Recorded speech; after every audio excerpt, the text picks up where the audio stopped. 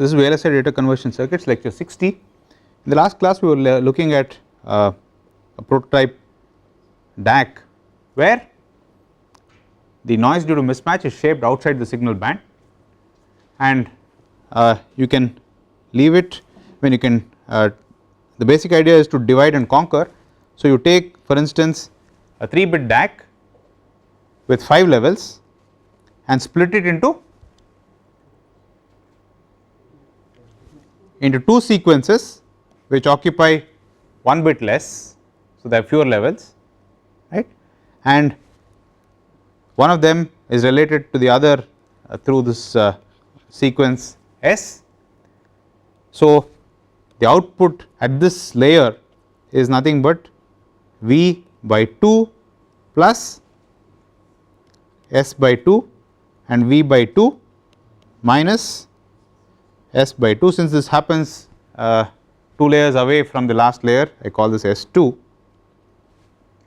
Now since we have 2-bit sequences, each of these can be split into 2 1-bit sequences, and finally what you have is V2 V by 2 by 2, which is V by 4 plus S2 by 4 plus S1A, I will call this S1A, S1A by 2 and V by 4 plus S2 by 4 minus S1A by 2, correct. This is the same, right, and the only difference is S1A by 2, and similarly here you will get V by 4 plus S1 V by 4 plus minus minus S2 by 4 plus minus S1B by 2. So basically the thermometer drive waveforms will be V by 4 plus minus S2 by 4 plus minus S1 by 2, where plus happens to be S1A and okay, and S1B respectively. So clearly we see that each thermometer drive waveform is linearly related to the input, right, and has got in addition these sequences. These sequences have a spectrum which we have designed to be shaped, right. So if there was no mismatch in these unit elements which these thermometer drive sequences will be driving, what can you expect to the combined waveform? It will be exactly the same spectrum as V, because at every layer of hierarchy we have ensured that the sum of the split sequences is exactly the same as the input, which means the sum of all the thermometer drive waveforms, right, or the drive sequences at any instant of time will be exactly the same as V at that instant of time. Does it make sense? All right. Now if there is mismatch, what do you expect to happen?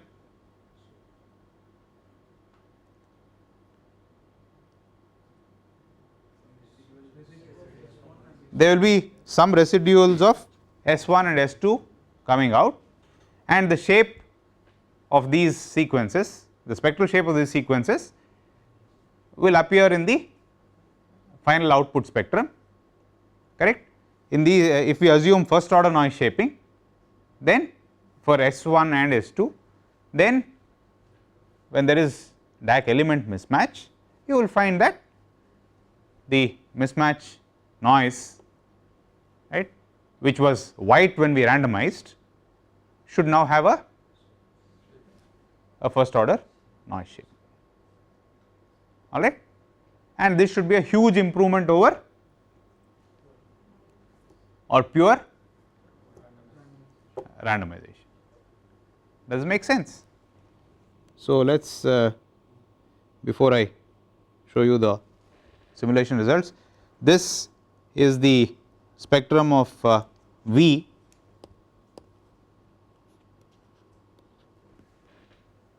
all right, and I have deliberately offset these two sequences V1 and V2, one is in orange and one is in green, okay, and the sum of these, I mean this is actually the 0 for these two sequences, okay, I have just offset them for visibility on the graph. The sum of these two sequences V1 plus V2 is V, and how many levels are there in V?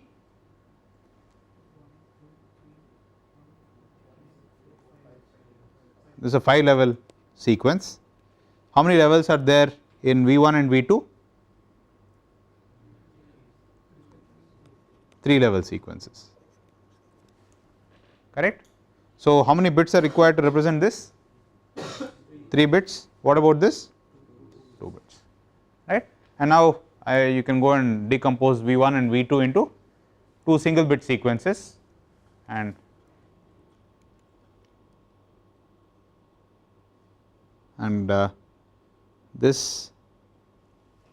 these are the PSDs of T1, T2 and T3 and T4, which are the PSDs of the individual drive waveforms of the unit elements, and as usual we can see that the signal component in each one of them is the same, correct, and you can see this shaped sequence, and this corresponds to that S2 by 4 plus S1 by 2, right, or vice versa, whatever. The important thing is to note that this has got a noise shaped spectrum, first order noise shaped spectrum. This is the spectrum when there is no mismatch, and that corresponds to the same NTF and stuff that we have been using for all our simulations, correct, okay. And clearly when there is mismatch, the cancellation of these shaped noise sequences, that shaped noise part is not exact, so you are left with a residual, right. For 1% random mismatch, you see that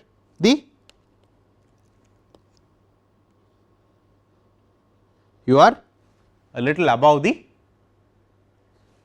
ideal SNR that, or ideal SQNR that you would have got, you understand, all right. So, now let us see this on a log scale and with 1% mismatch, the the noise due to mismatch is so close to the quantization noise that I mean you are not able to see the first order noise shaping of the mismatch noise itself, okay, all right. So, if you plot this on a log scale with more mismatch, so that the mismatch noise dominates,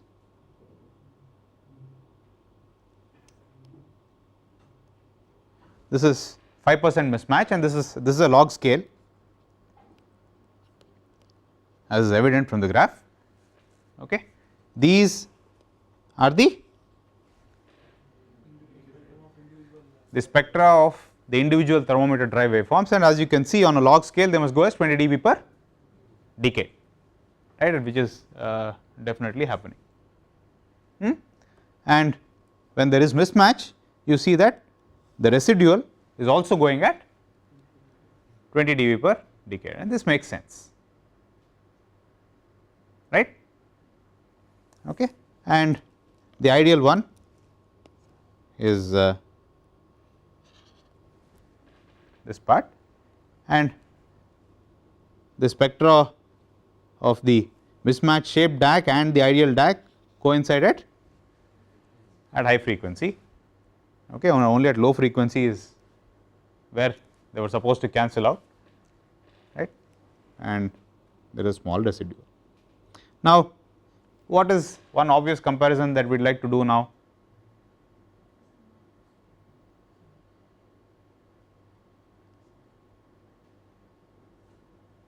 Okay, we have seen two techniques where distortion is removed, right. One is pure randomization and other one is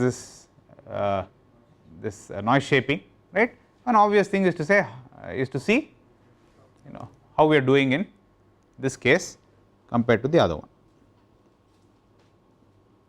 okay. With 5% random mismatch, you can see that this is the ideal, all right. This is with randomization, all right, and this is with first order mismatch noise shaping.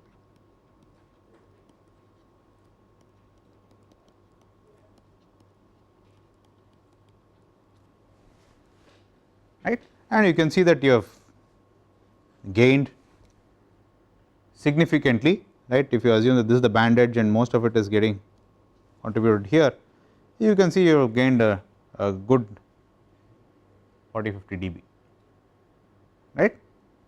And this 5% mismatch happens to be a really bad example as far as mismatch is concerned. I mean, just because you have something which shapes the mismatch noise out does not mean that you can go and deliberately go and build a lousy DAC, right.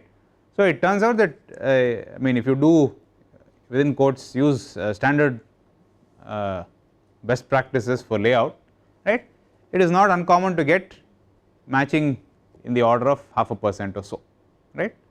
Sometimes capacitors can match to, if you do a good job, can even match to like 0.1 to 0.05%, right, which is at the matching at the 10 to 11 bit level.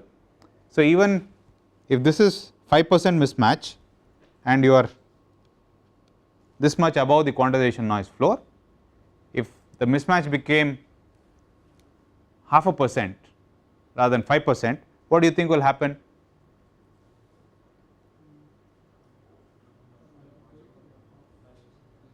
Pardon?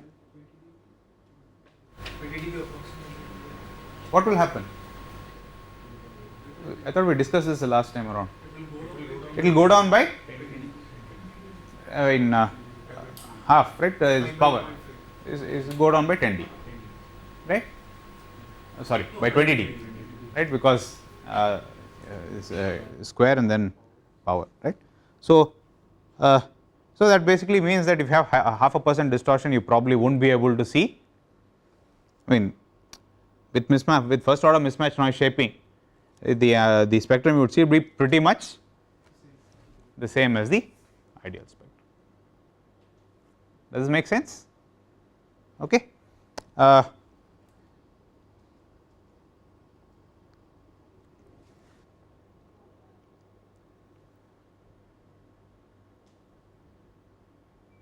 So,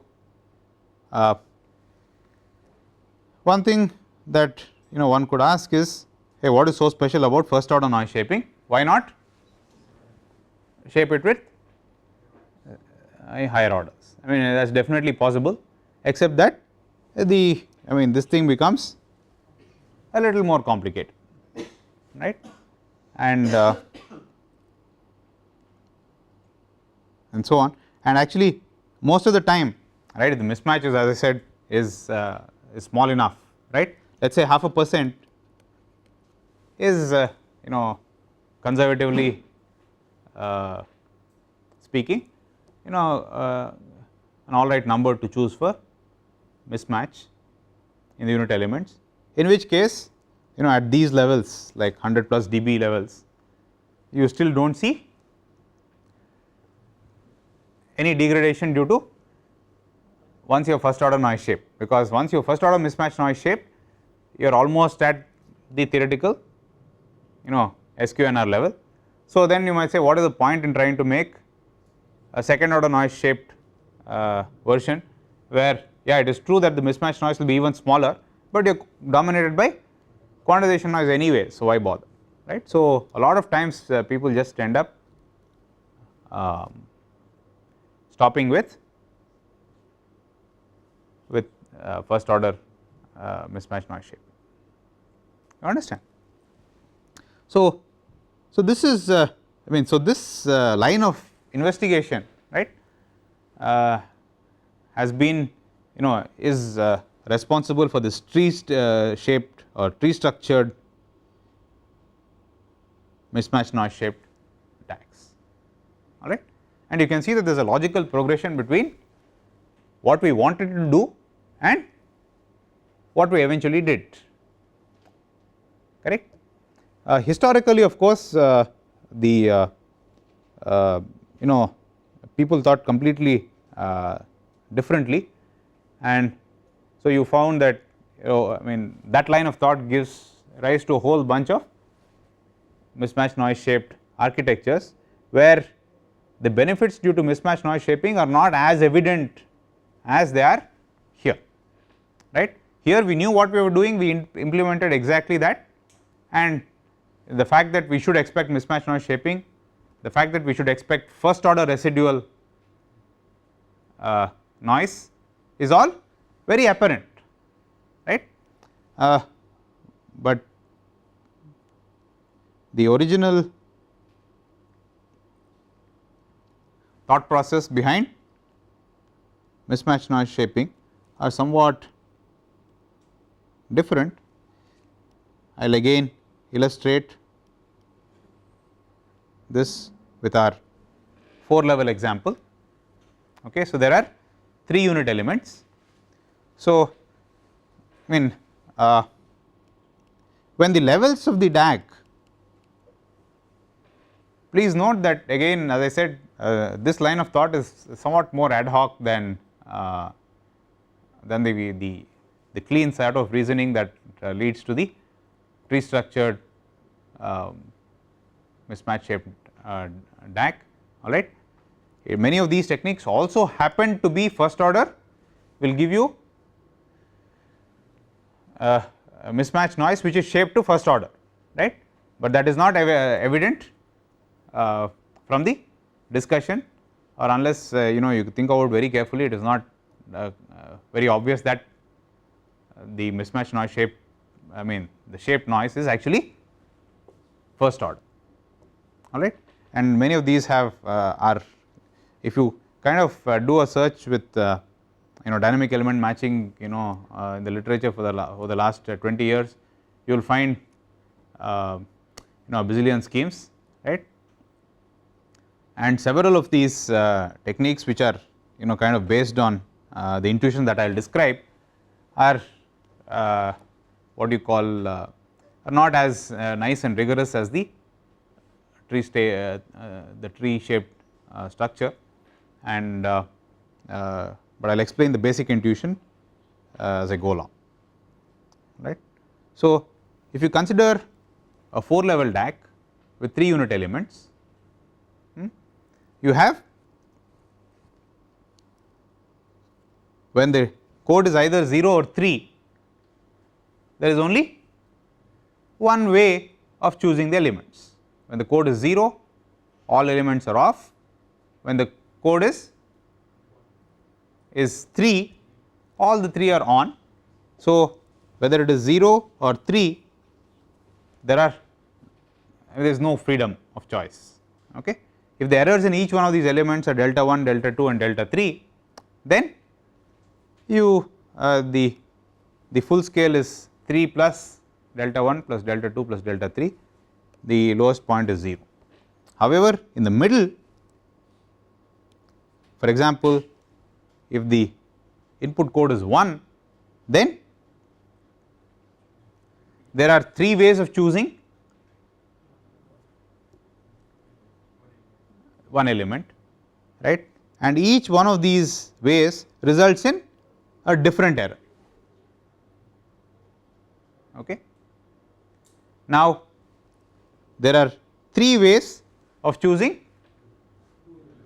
2 elements also, and these are shown here.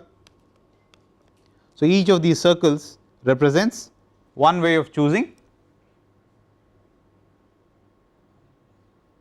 element such that you get a nominal value of 2.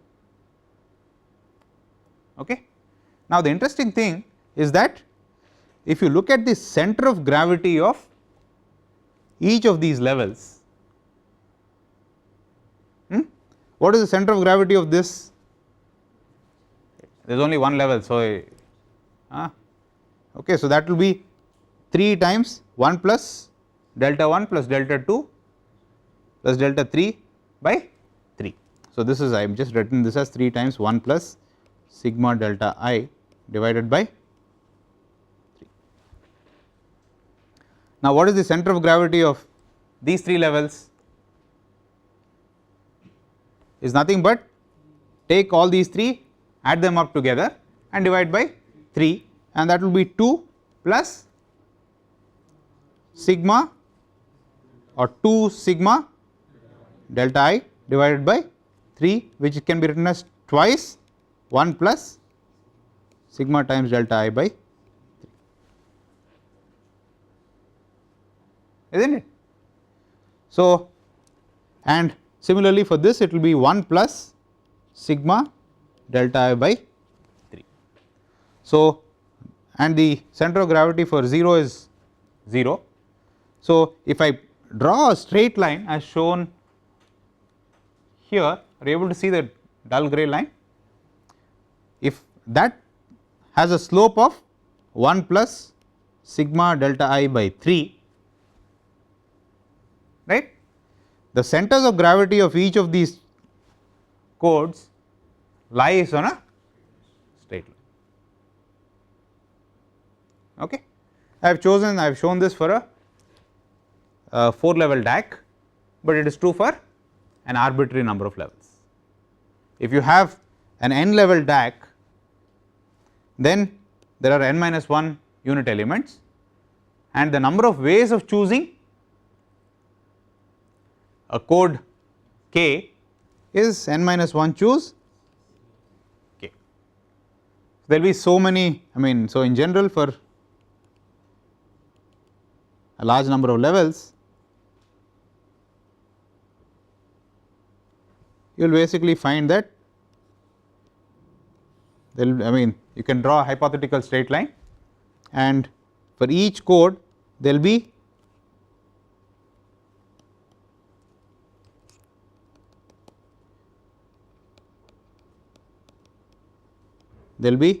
a whole number of ways of doing this, right, but the center of gravity of all these will lie on a straight line. Okay. So, based on this observation, right, a whole bunch of schemes came up. So, to give you some intuition, if okay.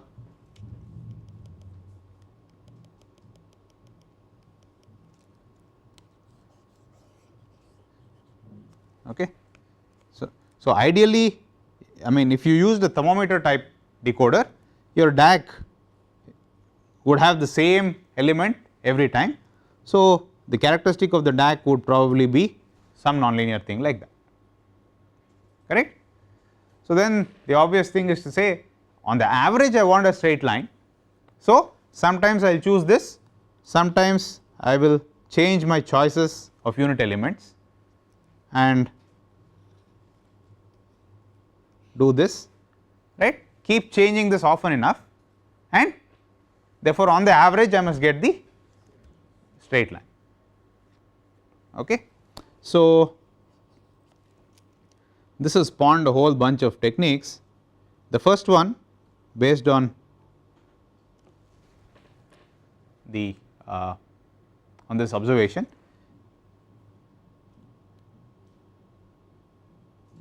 let me also point out another way of saying the same thing.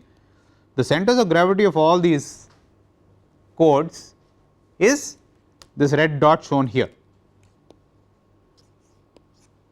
correct. So, if I look at the deviations of from this red dot, the sum of all the deviations must be by definition that is the center of gravity, is not it, right. So, the sum of all the deviations of a particular code from that hypothetical straight line, right, which passes through the centers of gravity of all these code choices, right, is 0, and that is true for any code. Okay. So, based on that intuition, the first technique, one of the first techniques that came up was what was called individual level averaging, and the idea is the following. Conventionally, if you have V equal to 1, only the lowest element in the thermometer decoder will be 1 or will be driven to 1. So, you will be using this always. Now, with individual level averaging, what you say is that, okay, the first time I get a 1, I will choose the first one, the next time I get it, I will choose the second one, the third time I get it, I will choose the third unit element, and the fourth time I will come back to the first and keep repeating, right. So, you can see that in 3 clock cycles, okay, the error, so the absolute error is this, but the deviation from the hypothetical straight line goes to 0 once you go through all these things, okay, and so on, right. And though it is not apparent until it is pointed out, you can see that the thermometer drive waveform will have a mean which is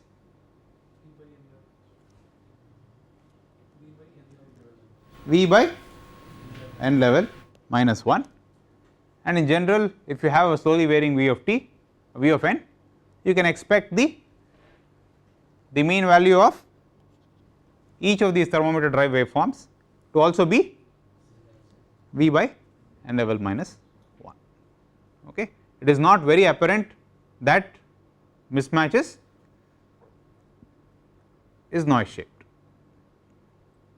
right. Since, I mean, one thing you can say is that if you think of the error sequence, the error goes to 0 after, or sorry, the accumulated error, right.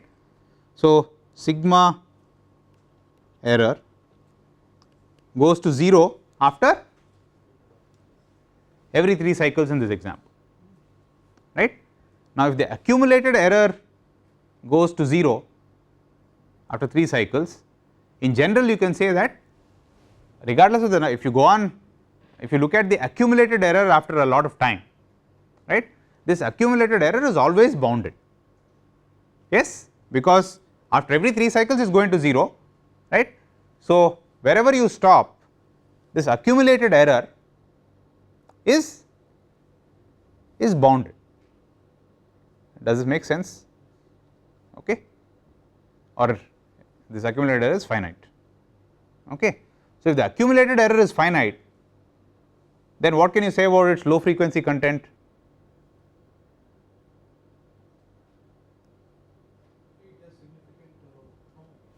If the accumulated error is bounded, in other words, if you have a waveform, you integrate it and its output voltage is constant, the output of the integrator is constant, what can you say for the content at low frequency?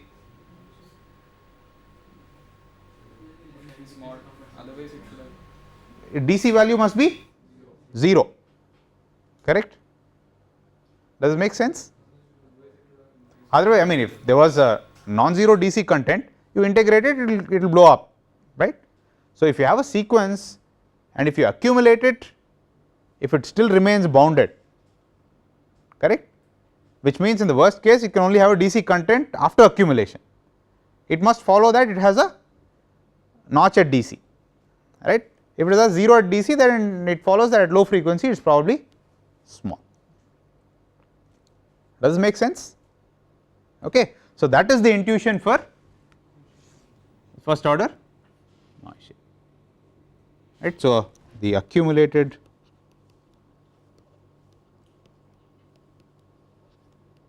error is bounded,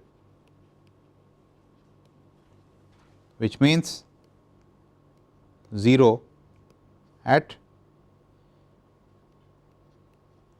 DC, all right.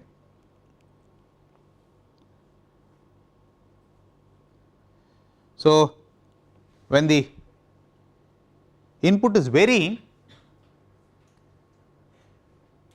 what is done is the following.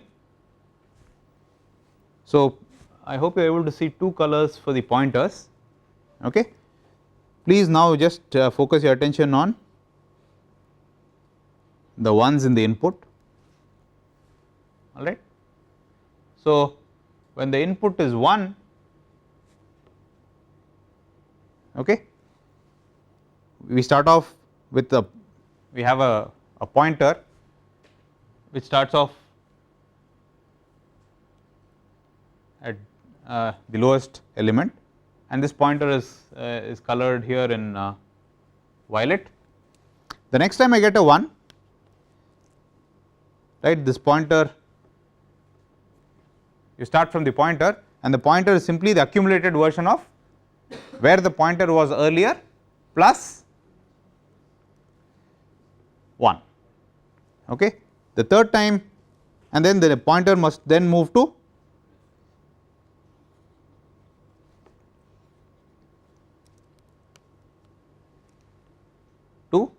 all right, and then the next time you get a 1, the pointer must move modulo 3, okay, and then the pointer moves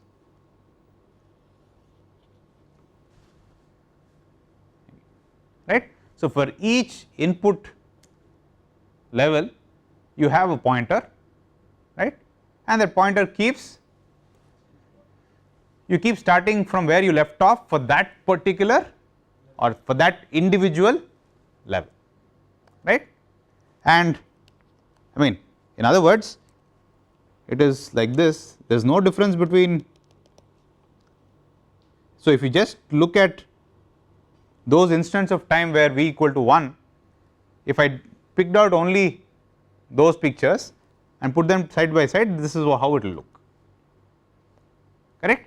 And as we already saw, the accumulated error here is bounded, which means that it has a 0 at DC, all right.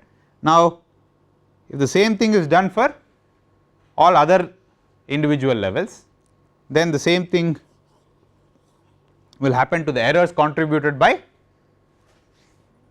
those sequences also. So, for example, for the input level of 2, you start off with 0, the next time around the pointer moves to 2, then the next time you get 2, which is here, 2 plus 2 is 4, 4 modulo 3 is 1, so the pointer moves there. The next time you get a 2, you start here, actually this is a mistake, you must start here, and the next time around the pointer will be, the pointer for 2 will start there. Does it make sense? And just like, and look at the error here, it is delta 1 plus delta 2, the error here will be delta 1 plus delta 3, and the error here will be delta 2 plus delta 3. So, when you add these 3 sequences, it will become 0. I mean, whenever you hit delta 1 plus delta 2 plus delta 3 times 2, right, you are done, correct. So, if you take a sequence which is just for these 2's, that must also have a notch at DC, correct. For 0 and 3 there is no need to have pointers because there is only one way of choosing them, correct.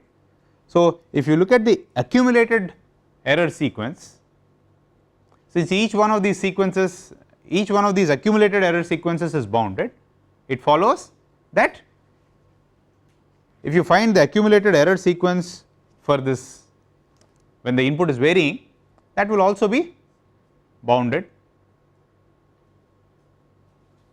yes, okay, which means that at low frequency you will have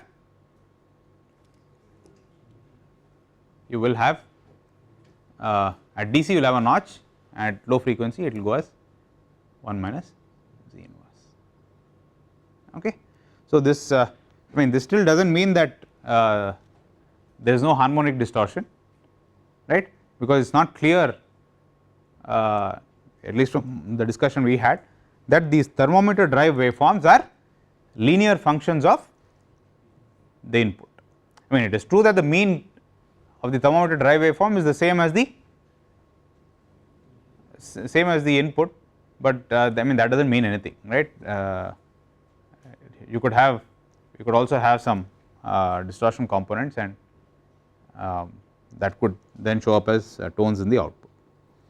Now, a very popular algorithm which is a variant of which is slightly different is what is called data weighted averaging, okay, and the idea is this. So, the pointers for the individual levels are done away with, okay. So, let us assume that this is the sequence, the pointer starts at 0 or at the lowest level, then the input sequence is 1, the pointer moves here, the input sequence is 2, and so you start the thermometer from here and go there, and the pointer comes back to the lowest level because it is modulo 3, right. If you start from 1, actually it should be modulo 2, 0 1 2 and then comes back. So, then it is 1, it goes here, then the input is 0, so you stay there, okay. Then it becomes 2, so the pointer moves to 0 again, and so on and so on. And again, as you can see, what happens, the accumulated error is delta 1,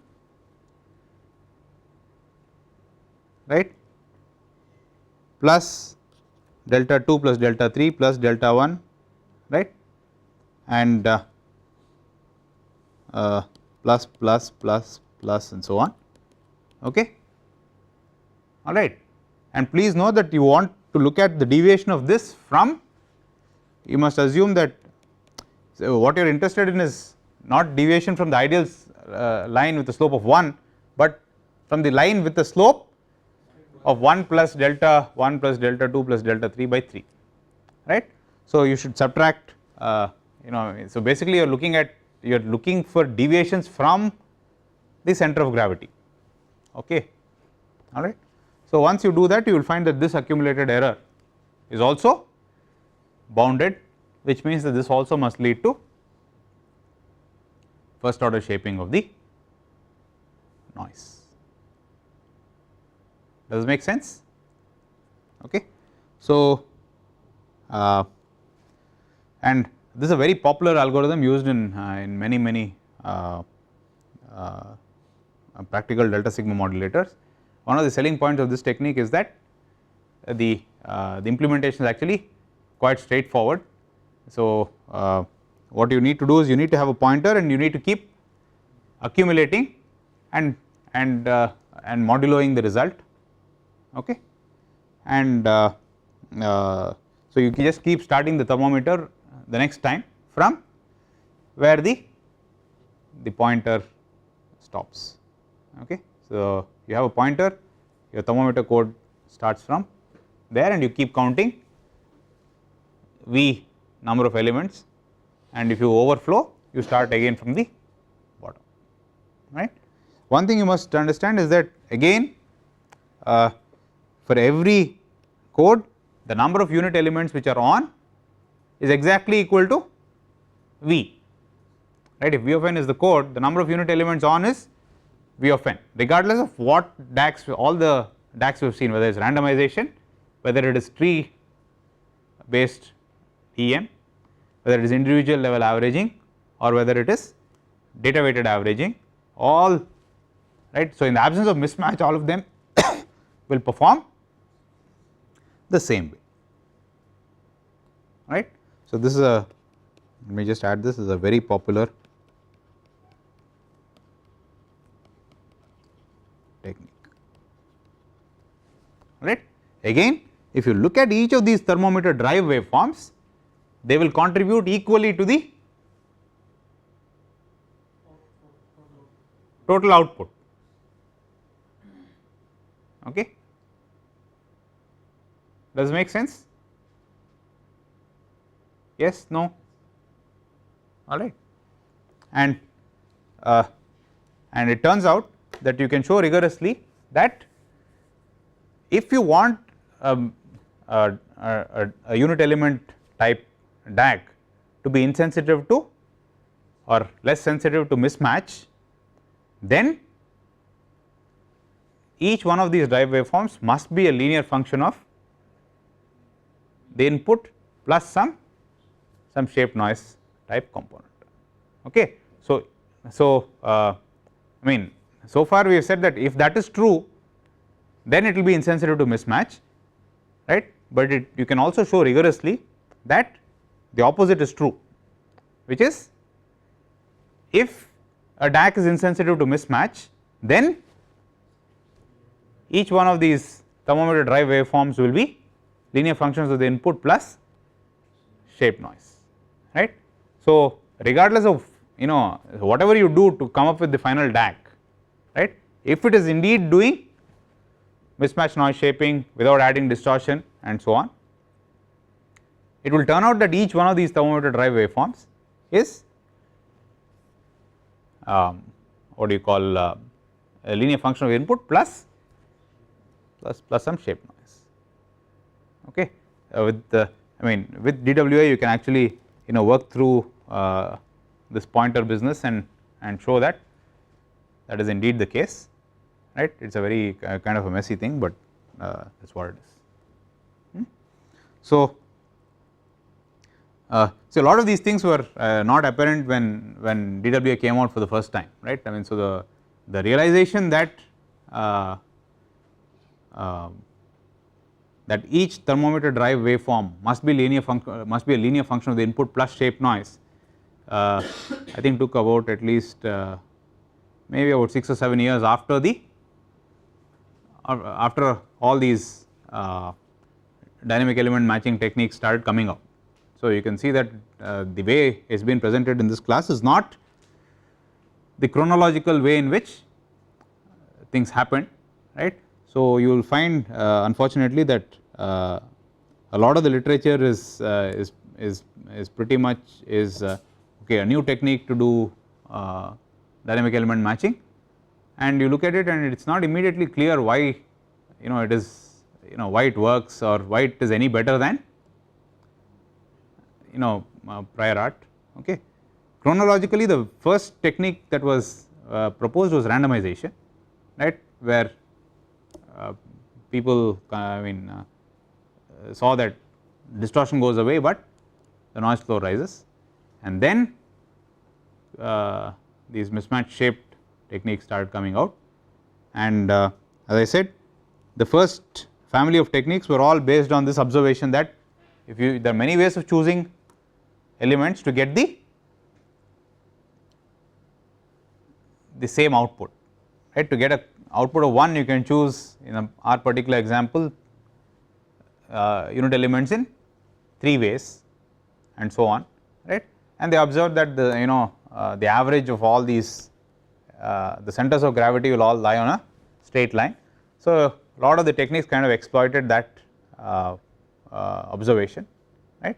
It is only I think in the mid 90s, around 93 or 94 that people realized that you must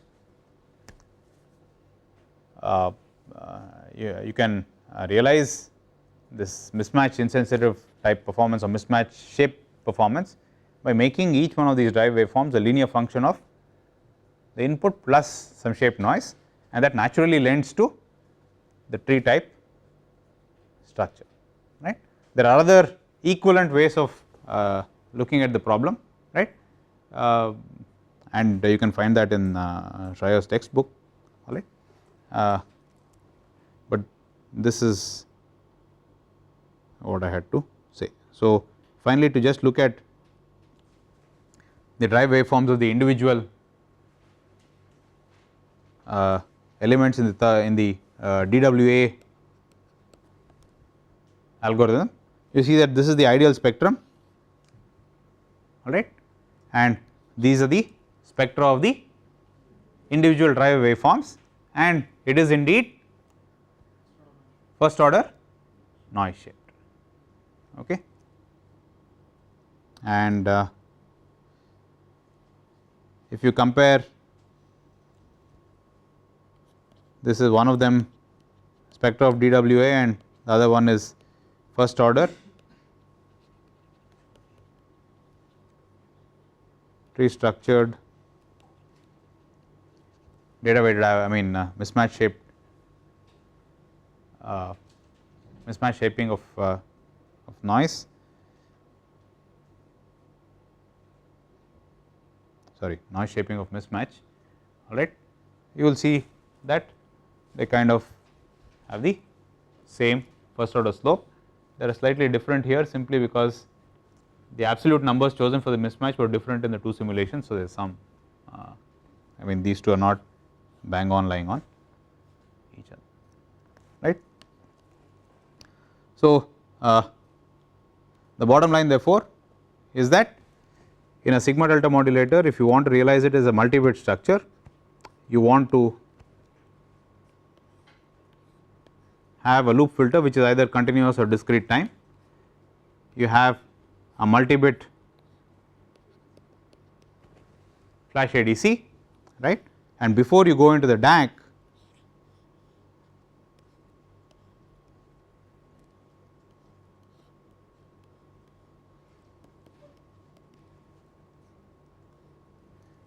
you have to get into this block logic which takes the code from the ADC, figures out what to do in order to make these thermometer drive waveforms linear functions of V plus some shape noise, okay. So, this element this is called dynamic element matching, in the sense that the matching is not intrinsic, right, you are getting matching dynamically by doing stuff to the thermometer drive bits. So, this is often abbreviated as DEN.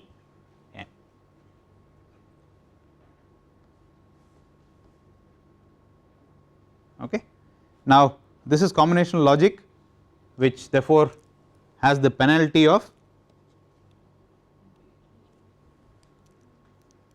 pardon.